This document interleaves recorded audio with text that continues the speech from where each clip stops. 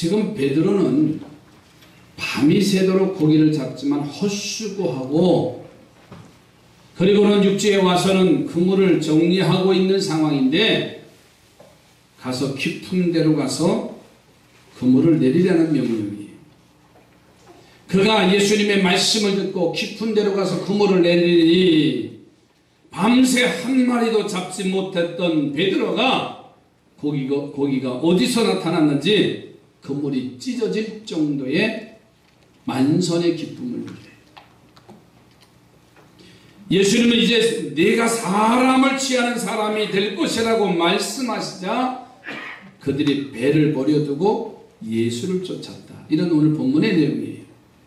아니 보세요. 한 마리도 잡지 못했던 그 고기를 2배의 만손이 되도록 잡히게 된 이 놀라운 기적은 바로 예수님의 말씀이었어요. 베드로가 배를 육지에 대느라고 예수님과 같은 배를 타고 있었기에 그는 가장 가까이에서 예수님의 말씀을 들었기 때문에 그래요. 그래서 말씀이 중요하고 말씀은요 가까이서 들어야 됩니다. 일부 예배 때 제가 물어봤어요. 공부 잘하는 아이들이 앞에 앉냐 뒤에 앉냐. 근데 자기들이 입에서 나오더라고요. 앞에 앉는데. 다시 말씀드립니다. 신앙생활 잘하는 사람이 앞에 앉았습니까? 뒤에 앉았습니까? 어쩔 수 없이 늦게 오셔서 뒤에 앉으신 거지 뭐. 그죠? 여러분 말씀이 중요하고 가까이에서 말씀을 들어야 돼요. 저 시계 앞에 있는 사람들도 조심스러워해서 내가 항상 그 시계 앞에 앉은 분들이 항상 조심스러워요. 내가 늘 거기 시계를 보면서 설교하거든요. 우리 기독교의 예배가 성경을 읽고 말씀을 전하는 설교 시간이 참 많아요. 그 이유는 뭐냐면 말씀은 들어야 된다는 거예요. 들음은 그리스도의 말씀에서 믿음은 여러분 그러니까 오늘 우리가 말씀을 듣는다는 것 말씀을 읽는다는 것이 기적의 주인공이 될 수 있습니다. 저는 그래서 이 아침에 말씀을 듣고 믿으면 이라는 말씀의 제목이에요. 따라서 합시다. 말씀을 듣고 말씀을 믿으면 어떠한 일이 일어나는가? 어떠한 일들이 우리 앞에 나타나느냐고 하는 사실이에요. 첫째로는 순종하는 일이 나타납니다. 말씀을 내가 듣고 말씀을 믿으면 순종하는 일이 나타나요. 베드로를 보세요. 밤새 고기를 잡았지만 한 마리도 잡지 못했다고 앞에서 말씀드렸어요.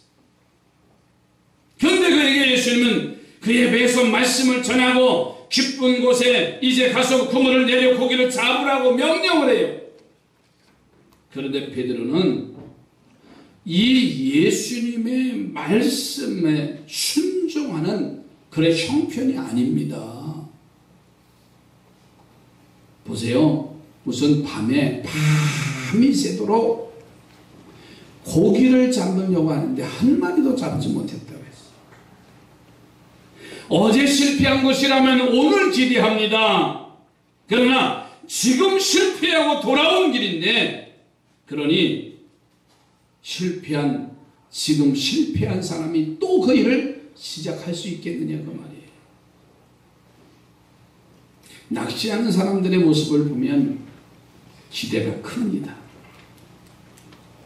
그래서요 낚싯대도 종을 가지고 가고요 가방도 그걸 아이스박스라 그래요. 그 아이스박스도요 입던 많은 거 같아요. 기대하지 않는 사람은 그냥 맨몸으로 가는 거예요. 그런데 물질 투자하지요. 비싸요. 시간 투자하지요. 또 기대하지요. 구리 가서 그 배 이제 타를 타고 가서 먼 거리를 또 뭐 30분 나가나요? 인천에서 타면 1시간, 2시간 그 먼 곳에 가서 낚시를 하는 거예요.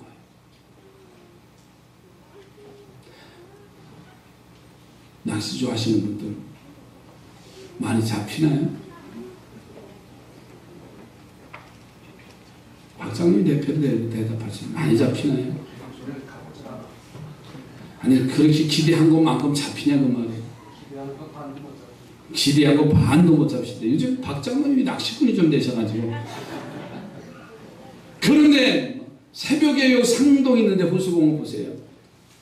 대형 버스들이요 낚시꾼들을 모집해서 가요. 하나같이 잔뜩 메고 가는 거예요. 오늘은 만선의 기대를 하고 가는 겁니다. 누구든지요 뭐 안 잡을 거다라고 가는 게 아니라 많이 오늘도 잡힐 것이다. 그런데 가서 몇 시간 동안 낚시질하는 낚아올리면은요 그렇게 많이 안 잡혀요. 어때는 가끔 이만한 대형 하나 나오면요 기분 좋아서 잡았다고 소리 지르면서 야 찍어 스마트폰 가지고 찍어서 막 올리고요. 저 사람이 또 지금 잡은 것처럼 그 사람이 들고 또 야 찍으라고 그래. 우리 교회가 남성교회가 몇 번 그랬어요.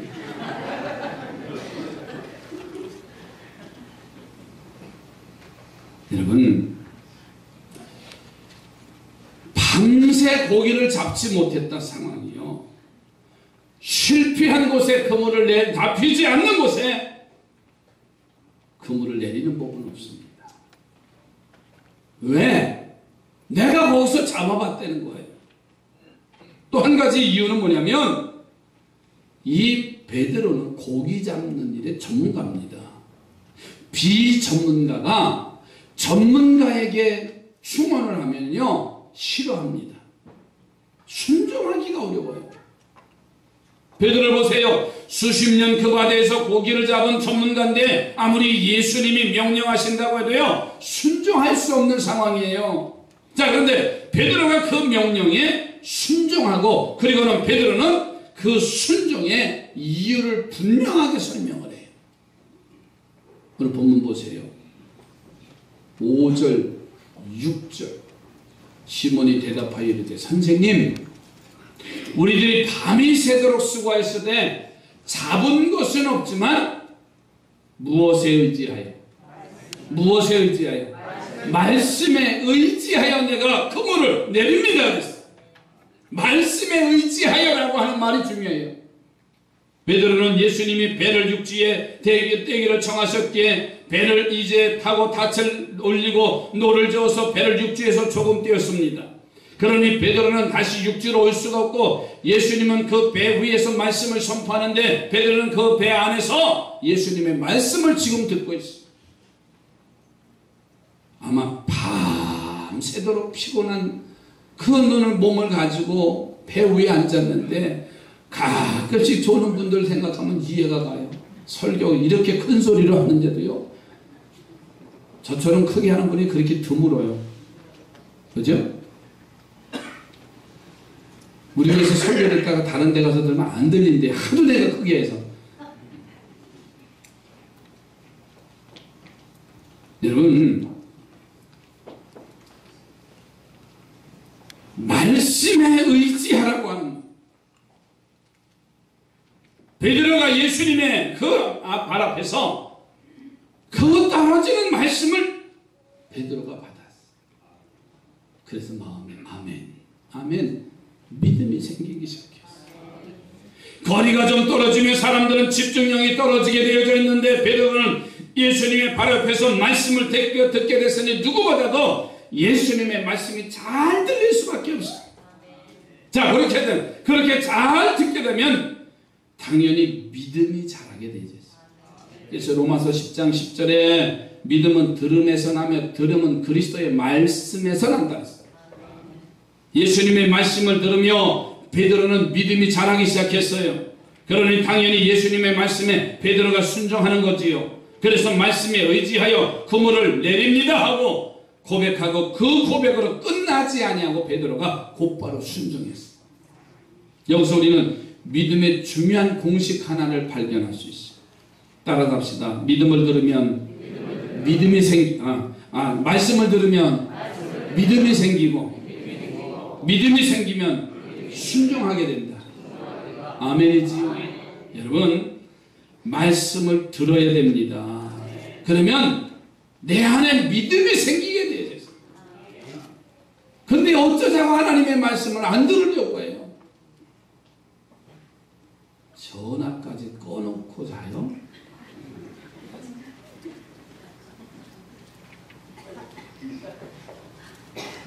무슨 배짱으로?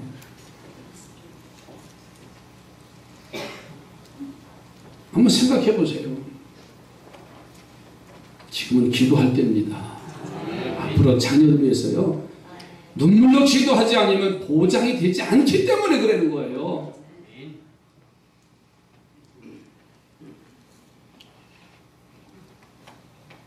여러분, 말씀을 들으면 믿음이 생기고 믿음이 생기면 순종하게 되는데, 이 말을 바꿔서 말하면 불순종하는 사람은요, 믿음이 없기 때문이고, 믿음이 없는 이유가 뭔지 아세요? 말씀을 듣질 않아요. 와서 1시간 예배를 드립니다. 그러나 말씀을 들으려고 하지 않아요. 여러분, 모세의 실수를 보세요.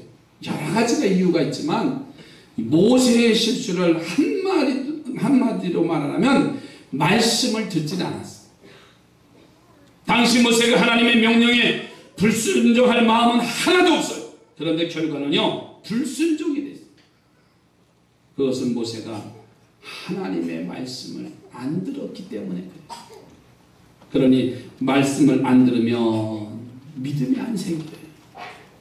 믿음이 없으면 나 자신도 모르는 사이에 순종하는 것 같은데 불순종하는 사람이 되어졌어요.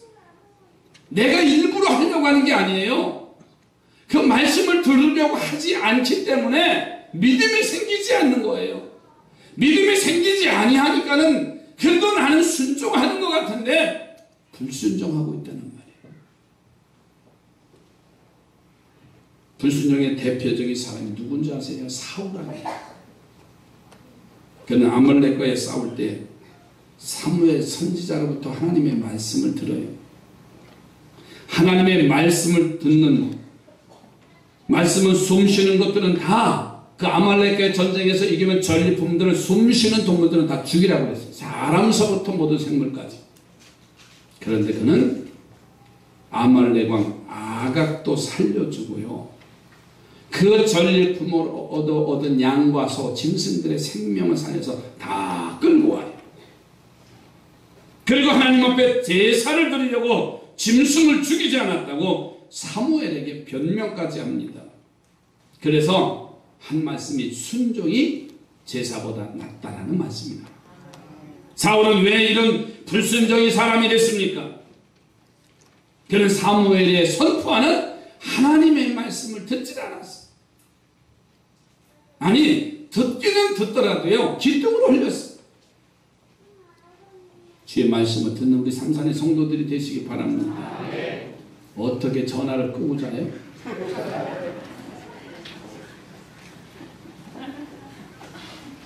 네, 조조선생님한테 여쭤보려고 그 사람 좀 가르쳐달라 했더니 안 된대. 절대 비밀이래요.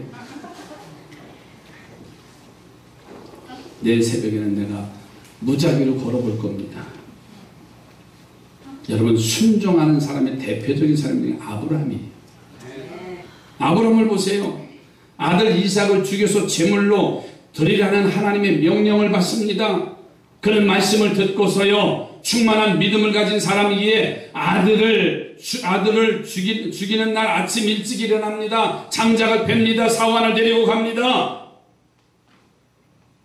그가 그렇게 할 수 있었던 게 뭔지 아세요? 하나님을 믿는 믿음이 있었기에 가능한 거예요. 내가 아들을 죽여서 번제로 불에 태워 죄를 만들어도 우리 하나님은 넉넉히 다시 아들을 살리셔서 자신과 함께 내려보내실 수 있는 능력의 하나님을 아브라함은 믿었어요. 그 믿음이 아들을 죽이는 어려운 명령을 기쁨으로 순종할 수 있게 된 줄로 믿습니다. 말씀을 잘 들으시기 바랍니다. 1시간 예배하지만 하나님의 말씀을 내가 바로 들어야 됩니다. 베드로처럼 예수님 옆에서 듣듯이 그렇게 들으시기 바랍니다. 그리고 그 들음으로 믿음이 자라기를 바랍니다. 그 자란 믿음만큼 우리가 순종하게 돼 있어요. 그냥 순종이 따라오지 않아요.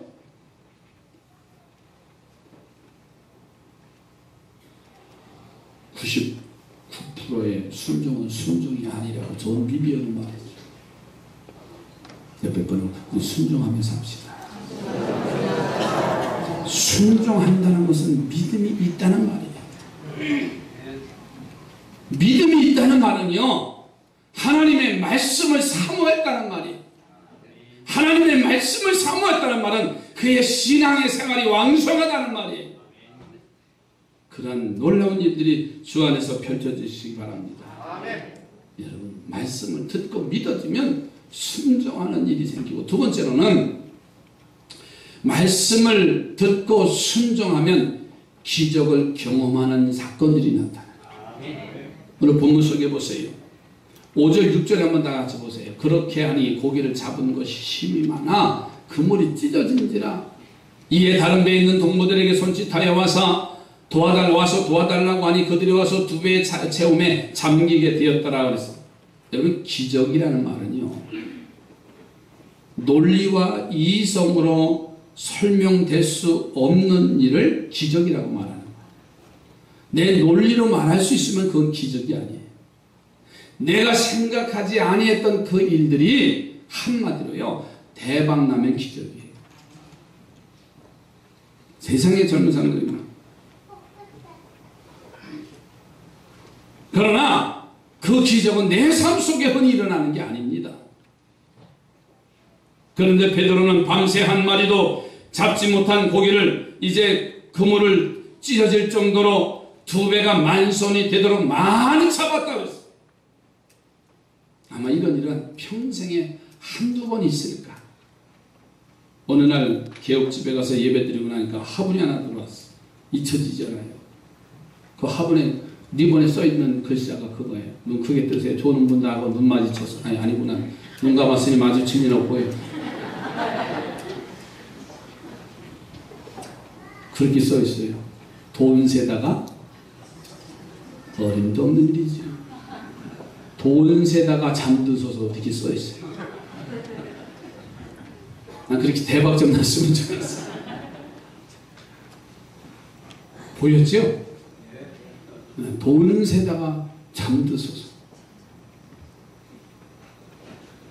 평생 한 번이나 평생에 한두 번 있을까 말까 한 거잖아요. 베드로가 가서 그물을 내리니까는요, 만선의 기쁨을 누렸어. 야, 안 잡혀도요, 낚시 그 비용 1인당 어떨 때 10만 원이에요. 하루 시간 보내고 멀미 나는데 아이스박스 큰 거 가지고 와서, 그래도 안 잡혀도 그래도 내려서 오늘은 대박 나겠지, 오늘은 이만한 거 걸리겠지. 안 잡히니까는 선장이 가서 남이 고기 사다가 회쳐줘요. 그래도 우리는 좋아가지고요. 그런데 이 베드로는 말씀에 의지해서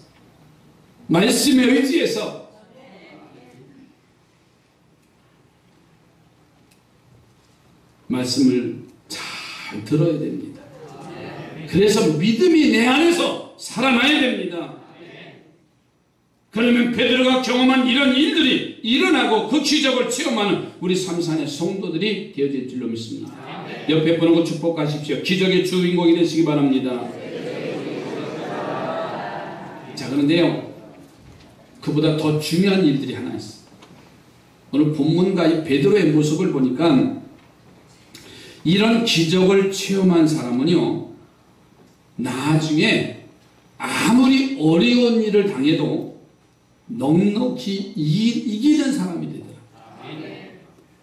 기적을 듣기만 한 사람은요, 막상 어려운 일이 닥쳐지면 그냥 주저앉아 버리는 거예요. 기적 얘기하지만 기적은 체험이 돼야 됩니다. 그래야 어떤 일이 있어도요, 그 어려운 일이 오면은 전에 하나님이 나를 붙잡아 주셨다, 고쳐주시고 회복시켜 주셨는데, 그런 체험을 가진 사람은요, 지금 한란의 대통이 불어도요, 변화되지 않는 거예요. 여러분, 베드로 보세요. 예수님이 부활 승천하시고 초대 예루살렘 교회가 부흥일로를 걷게 되니까 헤롯 왕이 초대교회를 핍박을 해요. 그래서 당시 지도자인 베드로와 야곱을 잡아서 먼저 야곱을 처형시킵니다. 그리고 베드로를 다음날 처형하겠다고 공언을 해요. 그리고는 감옥에, 물론이고 감옥 안에까지 4명의 군사들을 지키면서 같이 그 감옥에서 베드로를 이제 보호하도록 같이 넣어버렸어요.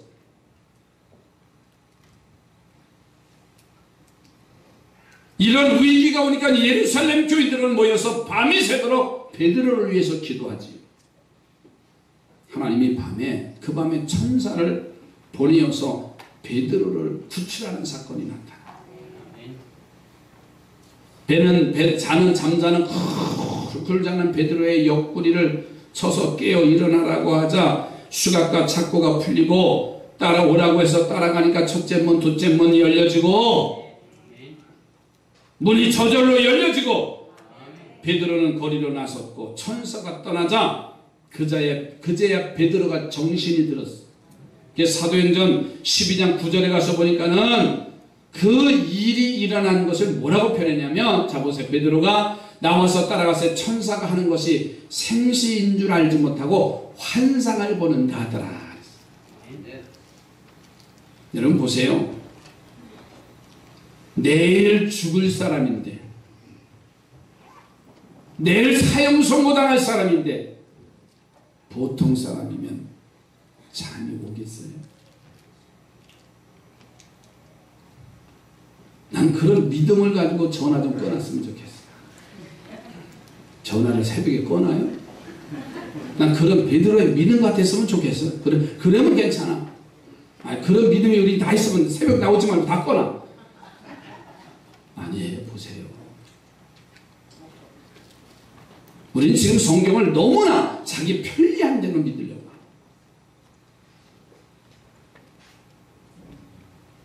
한잠도 자지 못했을 겁니다.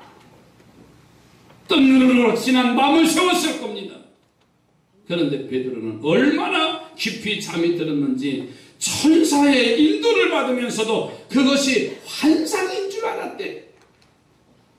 저는 이 말씀을 이렇게 생각해요. 왜 그렇게 할 수 있을까?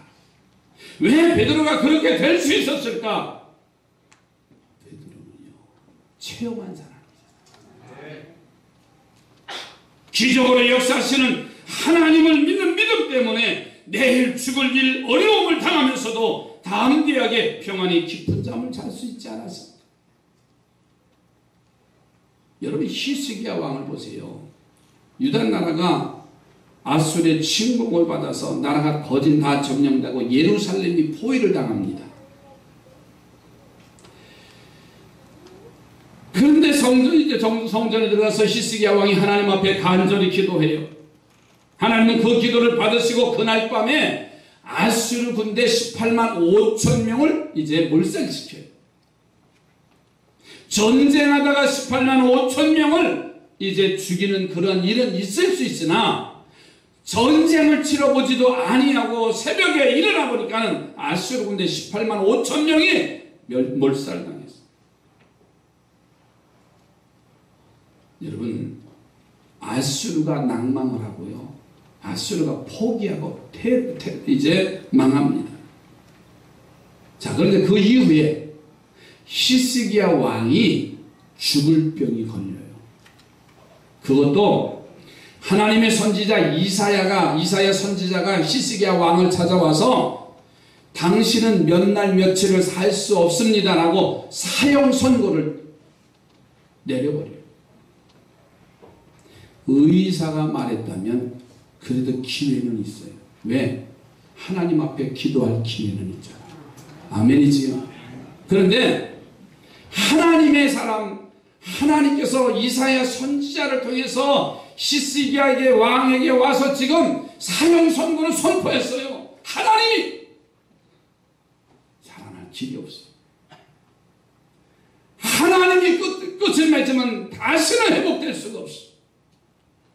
그럼에도 불구하고 히스기야 왕은 기도하는 사람이 됐잖아요. 내가 하나님의 성전에 올라가서 기도하니 아수르 군대를 멸망시키고 나는 살아계신 하나님을 믿는다. 내 비록 사형 선고를 당하고 앞날이 캄캄하지만은 내 생명의 주인은 여호와 하나님이시라고 하나님의 성전을 향해서 그가 몸부림치며 기도해. 하나님이 기도하니 그의 생명을 연장시켜 주시죠. 여러분, 어떻게 그것이 가능한 줄 아세요? 하나님이 보여주신 기적을 체험했던 사람이기에 그 기적의 주인이신 하나님께 기도할 수가 있었다는 거예요. 결국 그는 기도로 승리한 자인 줄로 믿습니다. 아직도 기적을 성경에서 기록된 것만 듣고 끝나는 삶을 살고 있지 않습니까? 남이 기적을 체험한 것을 간증하며 들으면서 부러워하기만 하고 있지 않습니까? 이제 베드로처럼 기적을 여러분 스스로 체험하는 성도들이 되기를 주님의 이름으로 축복합니다. 그러기 위해서는 말씀을 우리는 열심히 들어야 돼요.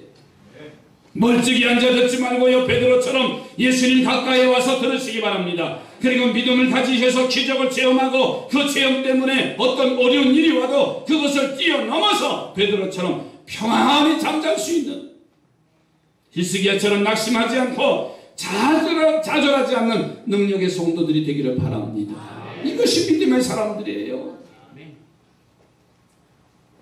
무슨 배짜고는 전화를 끄고 자요? 그만한 믿음이 있습니까? 아닙니다. 바꿔 생각해보세요. 그만한 믿음이 있느냐고 하는 말. 그만한 말씀을 듣고서 우리가 지금 믿음의 삶을 살고 있느냐, 그 말이 아니에요.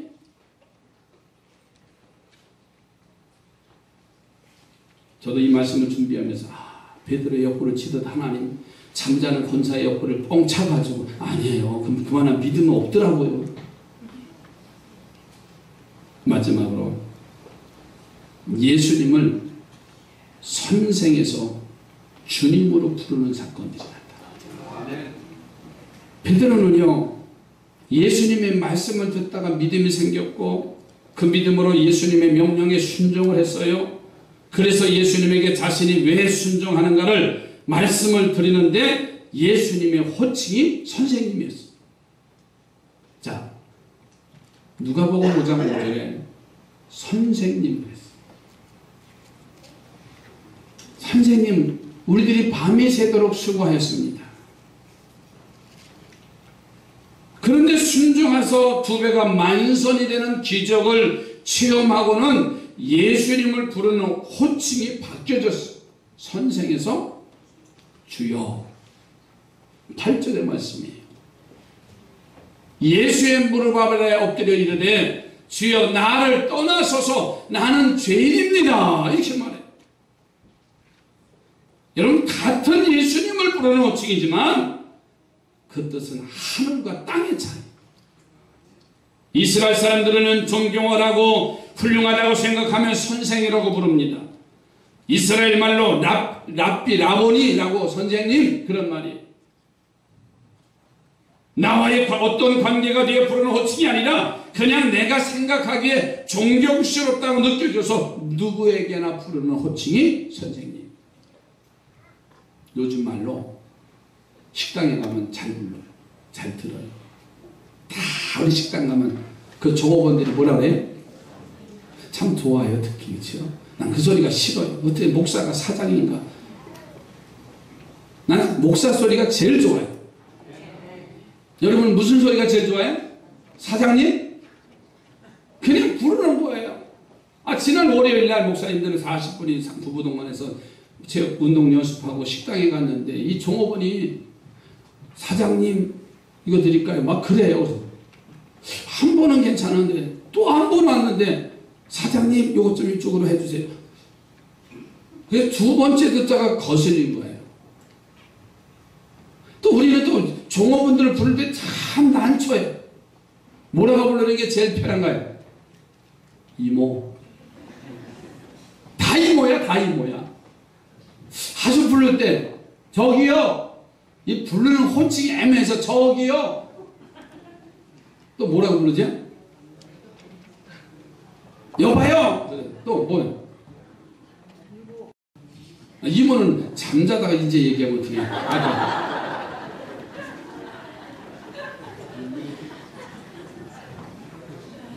잠이 부르는 호칭이. 그래서 불렀어요. 나 목사님 뭐 사모입니다. 네, 알았어요. 네, 목사님. 근데 또 있다가 사장님 또 그래. 그래서 집에 오라고. 왜 집에 일을 잘 알거든요, 제가. 저만 가면은 육회가 공짜로 나와요, 거기는. 그날따라 또 쉬는 날이래. 참, 이 부른다는 호칭, 편해서 부르는 호칭이 선생님이에요. 그런데 주여라고 하는 베드로가 주님이라고 호칭이 바뀌어져서 불렸는데, 사실 이 주여라는 말은 최하층의 노예가 주인을 부르는 호칭이 주여, 그 말이에요. 주인. 이 말의 뜻이 뭔지 아세요?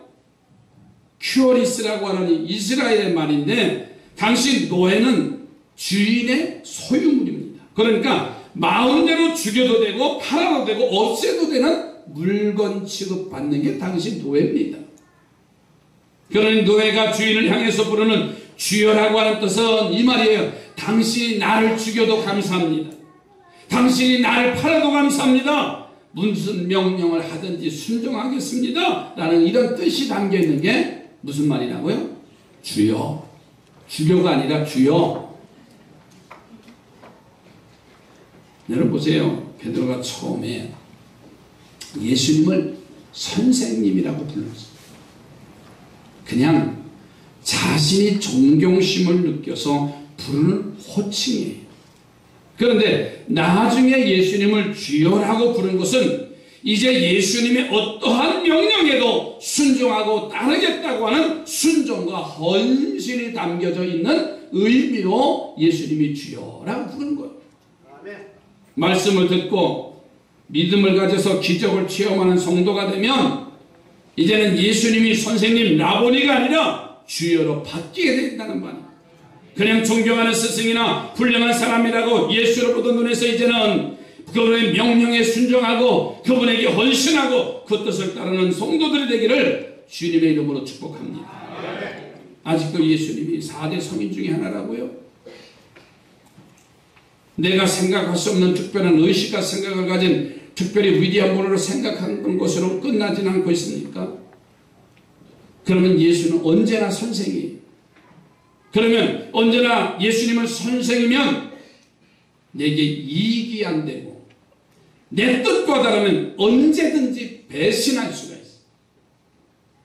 이익되는 자리를 망설임 없이 바꾸는 거예요. 그런데 어느 날 갑자기 말씀을 듣고 믿음이 생기니까 예수님이 내 죄를 위해서 나를 대신해서 죽어주신 십자가의 주인이시라고 부르게 되면 나는 그 믿음을 가진 거예요. 말씀을 들을 줄 알아야 됩니다. 기적을 체험하는 사람이 되어야 됩니다. 그리고 절대로 예수님이 내게 손해가 되어도 그 예수님을 떠날 수 없어야 됩니다. 왜냐하면 내가 주님의 종이기 때문에. 그래서 죽도록 충성할 수가 있고요. 그래서 예수님을 위해서 죽을 수가 있는 거 아닌가요? 그래서 베드로는 중간에 실패도 했어요. 실수도 합니다.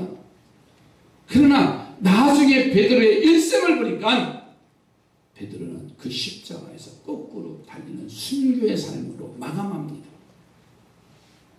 그러나 가룟 유다를 보세요. 베드로보다는 나중에 예수님의 제자가 됩니다. 근데 예수님의 제자가 되지만 이 가룟 유다는 예수님의 생활 전반을 맡고 있는 회계가 돼요. 물질을 관리하는 회계가 됩니다. 예수님 3년만 동안 따라다니다 보니까는 괜찮아요. 일부를 좀 챙길 수도 있고 적당히 빼돌려서 자기 주머니로 채우는 일도 했던 가룟 유다입니다. 그래서 요한은요, 요한복음의 가룟 유다를 아주 강하게 표현했어요. 도적이라고 표현했어요. 회개하면서 돈을 빼돌리는 자라고 분명히 요한복음에 기록되어 있어요. 이제는 그 이익도 얻을 수가 없게 되잖아요. 그래서 제사장들을 찾아가서 이제 예수를 넘겨줄 테니 얼마를 줄 수 있습니까? 했더니 은 30이에요. 30. 그 약속을 받아요. 여러분, 은 30이라는 의미는요, 당시 노예를 팔면 노예의 값으로 받으시는 게 은 30이래요. 이 사실을 분명히 알아야 됩니다. 자기가 주님이고 예수님이 뭐가 되는 거예요? 노예가 되는 거예요. 결국 그는 겟세마네 동산에서 기도하고 내려오시는 예수님에게 이제 뺨에 입맞춤을 하면서 로마의 군병들에게 넘겨줘요. 얼마를 받고? 은 30에 팔았어. 가룟 유다가 주인이고 예수님은 노예의 신분으로 비참하게 팔려지지. 그때 가룟 유다가 예수님을 향해서 얼굴에 뺨을 이제 뽀뽀를 하면서 한 말이 라보니 선생님 그랬어요. 여러분, 선생이 되니까 배신할 수 있어. 선생님이니 은 30에 팔 수 있어요. 내게 이익이 안 되고 서슴없이 배신의 줄로 바꿀 수 있는 그런 자리가 될 수 있어. 지금 나는 예수님이 선생님입니까? 주님이십니까? 말씀을 들을 줄 아시기 바랍니다. 그래서 믿음을 가지십시오. 그리고 기적을 체험하시기 바랍니다. 그리고 예수님을 선생님에서 주여로 부를 수 있는 믿음의 성도들이 되시기 바랍니다. 그 예수 그리스도는 나의 구세주. 내가 그래서 아버지라고 부를 수가 있고, 내가 주님이라고 부를 수가 있고, 그분이 나의 주인이라고 고백할 수 있는 이 믿음의 사람이 되면 우리는 승리하게 됩니다. 한번 따라서 합시다. 주여, 나는 주님의 종입니다. 그 말씀대로 우리가 살면 되잖아요. 기도합니다. 하나님,